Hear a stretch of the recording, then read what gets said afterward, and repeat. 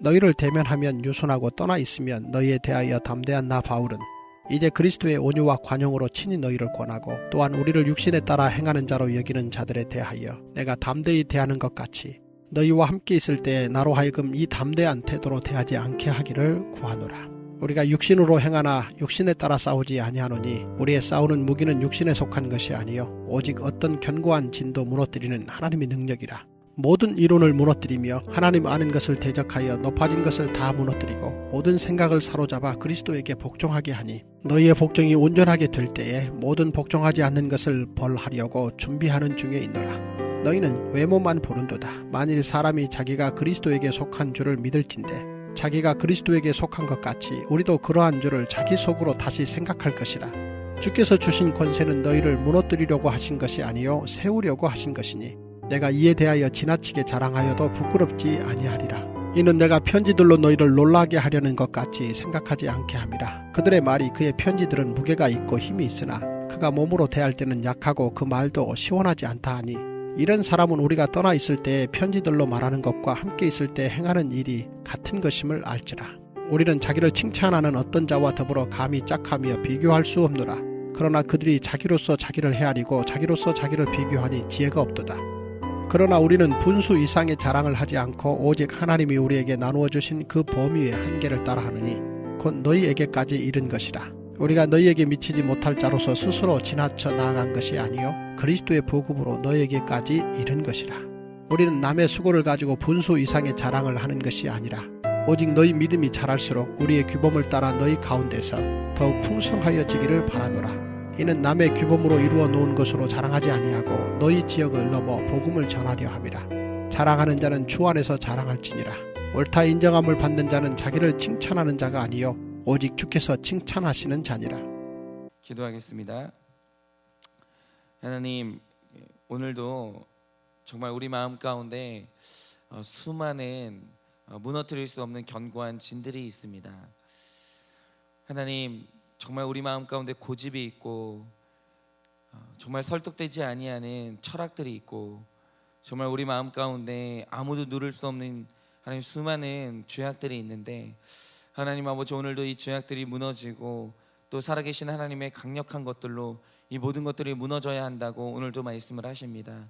하나님, 오늘 말씀 가운데서 내 안에 무너져야 될 복음 가운데 순종하고 순복해야 될 것이 무엇인지 오늘도 그것을 듣고자 하오니 말씀하여 주시고 우리 안에 하나님이 원치 않는 것들이 무너져 새롭게 하나님의 성전이 세워지는 놀라운 역사가 일어나기를 원합니다. 주님, 이 새벽에도 듣고자 하오니 말씀하여 주시옵소서.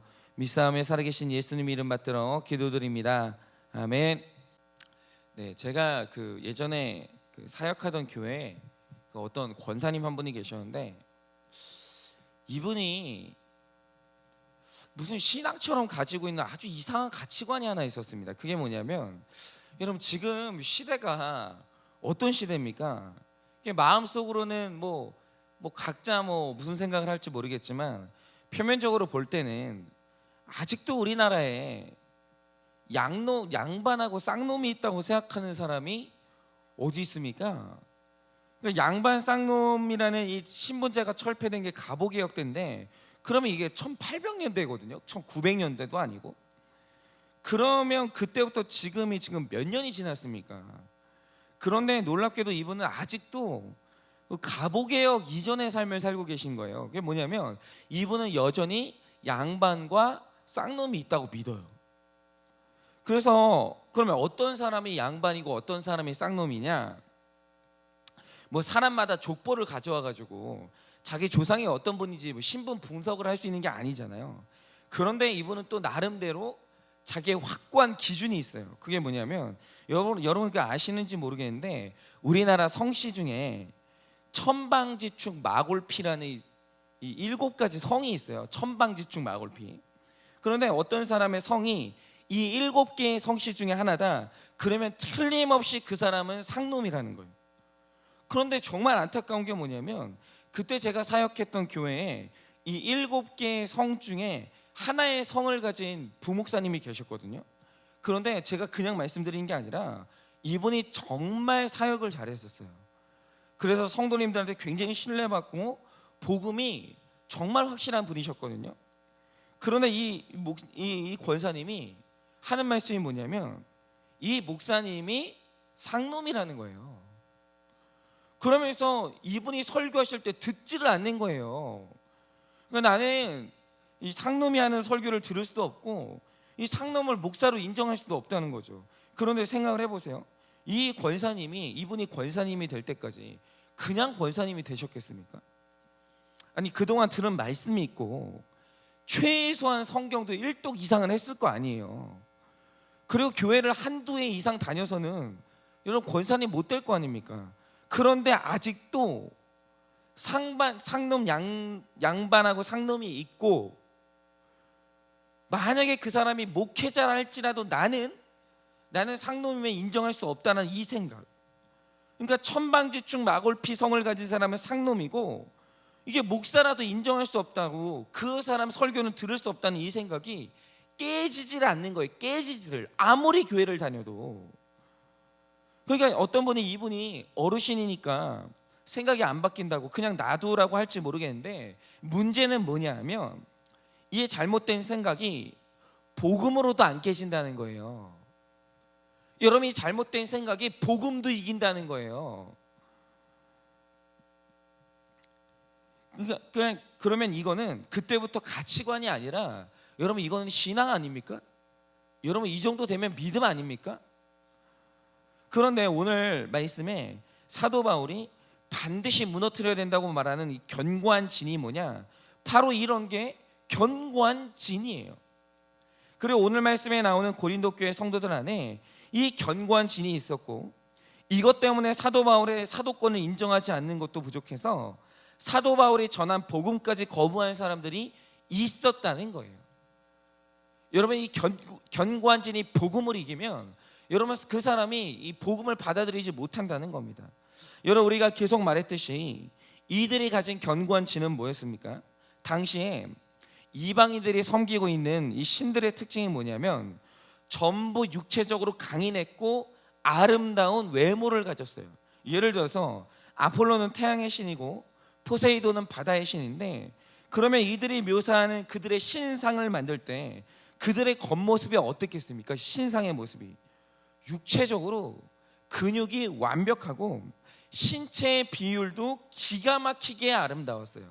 그리고 머리카락은 전부 다 이제 머리카락이 풍성하면서 굉장히 머리카락이 길었습니다.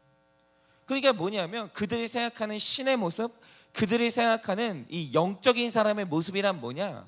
외적으로 아름다운 사람이에요. 신체의 비율이 완벽하고 티가 없는 모습이라는 거죠. 그리고 여신도 마찬가지입니다. 그 지역에 아프로디테의 신전이 있었는데 그들이 생각하는 아프로디테의 모습이 어떤 거겠습니까? 황홀할 정도로 아름다워요. 여러분, 겉모습 가운데 감히 그것을 평할 만한 어떤 흠이라는 게 없었다는 거죠. 그러니 여러분, 그들이 생각하는 신의 모습, 그들이 생각하는 영적인 자의 모습이 이러니까, 그들의 외모를 가지고 사람을 판단하니까 목수의 아들인 예수라는 청년이 검게 탄 피부, 완전히 허름한 옷을 입고 와가지고 사투리를 쓰면서 내가 하나님의 아들이라고 하면 여러분 그게 믿어졌겠습니까? 여러분 생각을 해보세요. 여러분, 이 강단에서 사투리 좀 쓰면 안 됩니까? 여러분, 강단에서 사투리 쓸 수 있죠. 여러분, 그런 데 있잖아요. 사투리 때문에 설교를 못 듣겠다는 분이 있어요. 전라도 분은요, 경상도 사투리 쓰는 목사님 설교 안 듣는 분이 있어요. 경상도 분은요, 전라도 사투리 쓰는 목사님 설교 안 듣는 분이 있어요. 그러면 어때서요? 아니, 복음의 내용이 정확하면 되는 것이지, 여러분 말투가 사투리면 뭐가 문제예요 도대체? 아니, 그게 무슨 신뢰입니까? 아니, 그런데 이런 게 있어요. 아니, 목사가 어떻게 강단에서 표준어를 써야지 사투리를 쓰냐라는 거예요. 아니, 사투리를 쓰면 죄입니까? 아니, 그런 지역으로 차별하는 그런 생각이 도대체 어떻게 있을 수 있냐라는 거예요. 그런데 여러분, 그런 견고한 진을 가진 분들이 있어요. 사투리 때문에 복음을 못 듣겠다라는 거예요. 여러분, 도대체 그런 게 어디 있습니까? 그런데 여러분, 이 당시 예수님 시대의 사람들이 이랬다는 거예요. 피부가 거칠어서 못 듣겠다는 거예요. 당신의 신분이 목사기 때문에 내가 당신을 인정 못하겠다는 거예요. 당신이 말하는 게 갈릴리 사투리이기 때문에 내가 당신의 복음을 인정할 수 없다라는 거예요. 그리고 바울도 마찬가지였어요. 말이 어눌하대요.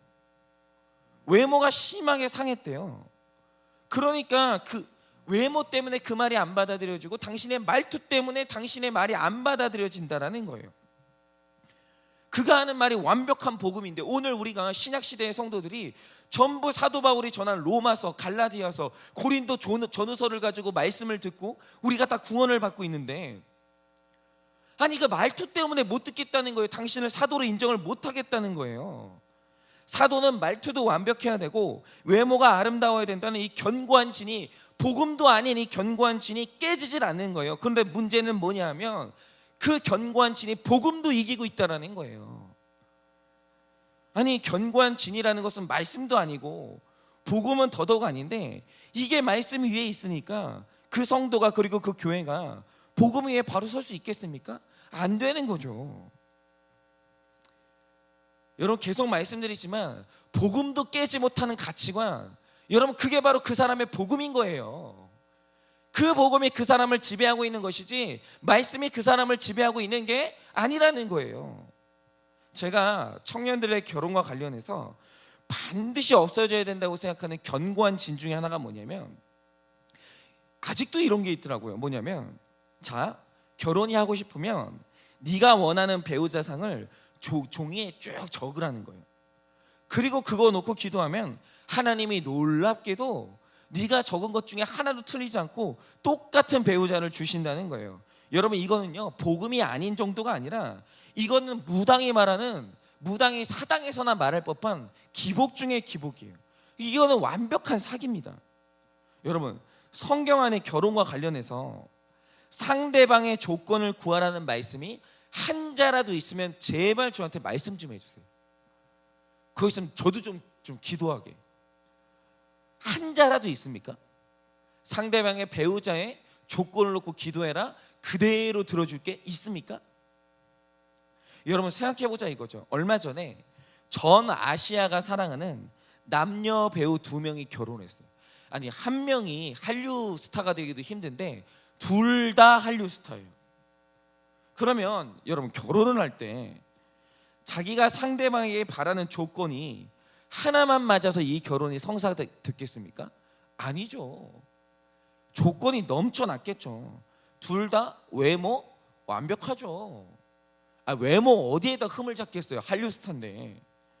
그리고 둘 다 평생 써도 쓰지 못할 돈을 다 벌어놨고, 명예, 여러분 이 사람들이 얼굴 두고 다니면 그 사람 모르는 사람 누가 있습니까? 어딜 가든지 경호해주고 어딜 가든지 특별 대접해주고 명예 있죠. 둘 다 지식 있죠. 서로 원하는 조건이 완벽하니까 결혼했을 거 아닙니까? 그런데 문제는 뭐냐면 성경이 구하라고 한 걸 구하지 않으니까 완벽한 커플도 이혼을 하게 되는데, 여러분 성경이 구하라고 한 게 뭡니까? 상대방의 조건이 아니라 나의 조건이에요. 그런데 심지어 성경이 남자 여자에게 준비시키는 조건이 많지도 않아요. 각자 하나씩이에요. 여러분 남자에게 요구하신 건 뭐죠? 딱 하나입니다. 너 네 아내를 목숨 걸고 사랑할 준비됐어? 이거예요. 요거 하나. 그리고 여자에게 말씀하시는 조건이 뭡니까? 너 네 남편이 어떤 모습일지라도 복종할 준비 됐어? 이 딱 두 가지예요. 이 딱 두 가지. 남자는 자기 자신한테 이게 준비되는지 보면 되는 거고, 여자는 자기 자신한테 이게 준비되는지 보면 되는 거예요. 하나님은 상대방이 구하라고 한 게 아니라 너 자신이 그거 준비됐으면 결혼하라는 거예요. 여러분 이게 복음이라는 거예요. 가정은요, 남편이 아내를 목숨 걸고 사랑하고 아내가 남편한테 죽기까지 복종하면, 복음으로 내가 이게 준비되면 절대로 이혼할 수 없다라는 거예요. 그런데 복음도 아닌 견고한 진이 결혼을 꿈꾸고 있는 젊은이들 안에 있으니까 복음이 들어가질 않는 거예요. 상대방에게 계속 바라니까 상대방이 내 행복의 조건을 깨트리면 나는 너를 사랑할 수 없고, 상대방이 내가 원하는 조건을 실망시키면 나는 너한테 복종할 수 없다라는 거예요. 그러니까 복음이 없으니까 결혼 생활의 이유도 모르고 힘들어지는 거예요. 조건은 완벽한데 힘들어지는 거죠. 여러분, 이거는 제가 아는 이제 어떤 집사님 적용이었었는데, 제가 이제 자주 말씀드리지만 남자는 다 필요 없고 아내가 딱 두 가지만 해주면 와, 내가 이 여자한테 사랑받는구나 이렇게 느끼거든요. 이게 뭐냐면 졸리다고 할 때 잠 잘 재워주고 입에 계속 뭐 넣어주면 남자는 그때마다 사랑받는다, 사랑받는다, 사랑받는다 이렇게 느껴요. 이상한 게 다른 거 없어요. 이 두 개만 해주면 남자는 내가 진짜 결혼 잘했다 이렇게 말한다니까요. 그런데 이 문제는 뭐냐면 이 집사님이 여기에 더해가지고, 그러니까 이런 거예요. 이 집사님의 견고한 지는 뭐냐면 남자 집사님인데 잠자리는 중요하지 않아요. 그런데 먹는 거는 무조건 잘 먹어야 된다는 가치관이 너무 뚜렷한 거예요. 너무. 이게 인생의 제일 견고한 진이에요. 그런데 이분에게 이제 고난이 왔는데 아내분하고 결혼을 했죠. 그런데 연애할 때는, 여러분 솔직히 연애할 때 데이트하면서 밥 해주는 여자친구가 누가 있어요? 그냥 데이트하면서 맛집 찾아다니면서 사 먹으니까 이 여자랑 결혼하면 이렇게 맛있는 인생을 살 수 있겠구나라고 결혼했는데, 문제는 뭐냐면 외식은 잘하는데 생전 밥을 안 내주는 거예요. 여러분, 이거 이분에게 고난입니다. 밥을 안 주는 거예요. 밥을 계속 사 먹자는 거예요. 그리고 더 큰 문제는 뭐냐면 내가 결혼한 이 아내가 강박이 있어가지고 다잘밤에 세탁기를 돌리고 청소를 하면서 잠을 안 자는 거예요. 계속 청소하는 거예요. 그러니까는 밥도 안 주죠. 근데 문제는 뭐냐면 잠도 안 재우는 거예요. 계속 청소를 하면서. 그러니까 이걸 바꿔보려고 1차 대전했죠, 2차 대전했죠, 3차 대전했죠, 4차 대전, 5차 대전 계속 하는데 다 치러봤는데 도저히 견고한 진이 안 깨지는 거예요. 그러니까 이제 남은 건 뭐가 있겠어요? 못 살겠다요.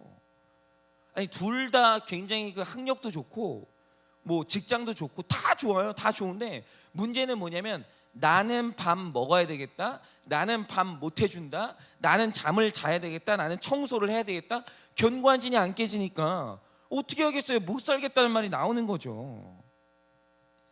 그런데 이제 고난이 오니까 이 남편분이 교회를 왔다가 복음이 들린 거예요. 말씀이 들린 거예요. 남편은 내가 결혼했으면 목숨 걸고 아내를 사랑해야 된다고. 예수님이 너 같은 것을 위해서 목숨 걸고 십자가를 지면서 사랑했듯이 너도 네 아내를 목숨 걸고 사랑하는 게 법이라고, 이 말씀이 들린 거예요. 그래서 이 남편분이 제일 먼저 깬 게 뭐냐면 아내가 내 밥을 챙겨줘야 된다는 이 견고한 진을 깨버렸어요. 내가 만약에 이것 때문에 밥을 못 먹어가지고 아내를 사랑하지 못할 것 같으면 내가 이거 깬다 그러면서 이걸 깼어요. 정말 어려운 건데 이걸 깼어요.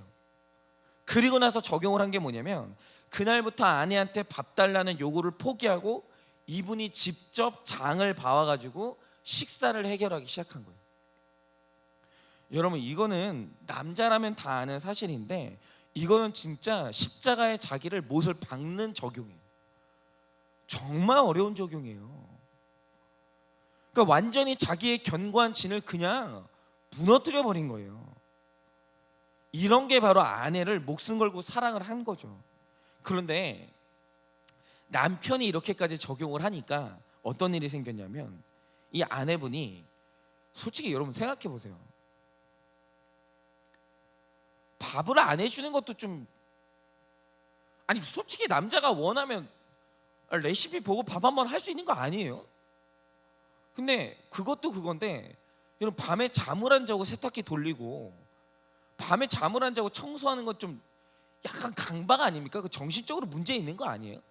근데 아무리 그 말을 해도 아니 나는 깨끗한 게 좋은 거지, 아니 나는 별 문제 없다고 계속 주장을 했거든요. 그런데 어느 날부터